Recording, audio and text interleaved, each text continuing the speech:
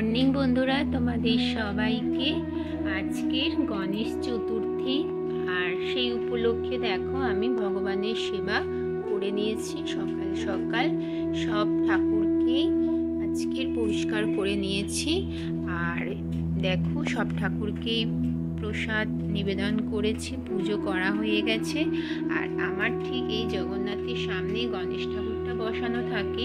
আর আজকে যেহেতু গণেশ চতুর্থী, তাই গণেশ চতুর্থীর দিন গণেশ ঠাকুরকে আলাদা করে একটু বসিয়ে একটু প্রসাদ একটু নিবেদন করেছি। আর আজকের গণেশের প্রিয় তো মোদক, লাড্ডু এইসবই একটু দেব। তো চলো তোমাদেরকে দেখাই। দেখো আমি সামান্য কিছু আজকে গণেশ ঠাকুরের জন্য করেছি। এটা আমি 54টা দুর্বা দিয়ে একদম পারফেক্ট 54টাই আছে, তবে বলতে পারবো না এদিক ওদিক একটু হয়ে গেছে কিনা।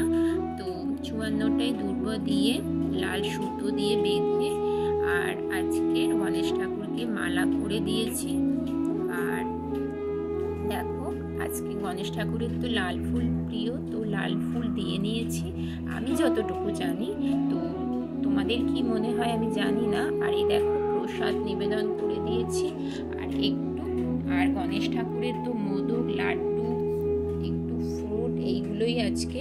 আর এই যে মোমবাতি, ধূপ, কর্পূর দিয়ে আমি পূজা কমপ্লিট করে নিয়েছি। দেখো বন্ধুরা কেমন হয়েছে আজকের আমার গণেশ পূজা, অবশ্যই তোমরা জানিও।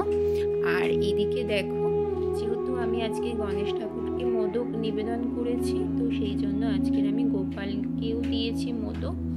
আর আমি কার্তিককেও মোদক নিবেদন করেছি। যে আমি ভাবলাম যে গণেশ ঠাকুরের জন্য নেব আর আমার 2 সন্তানের জন্য তো নেব। তো দেখো ওদের জন্য নিয়ে নিয়েছি। তাহলে বন্ধুরা আমার ভিডিও তোমাদের কেমন লাগলো কমেন্ট করে জানিও। আবারও বলছি তোমাদের সবাইকে গণেশ চতুর্থীর অনেক অনেক ভালোবাসা। আর তোমরা কে কেমনভাবে পুজো করেছো প্লিজ কমেন্ট করে কিন্তু জানাতে ভুলো না। চলো আজকের মতো ভিডিওটা এইখানেই শেষ করছি। দেখা হবে আবারও নেক্সট ভিডিওতে।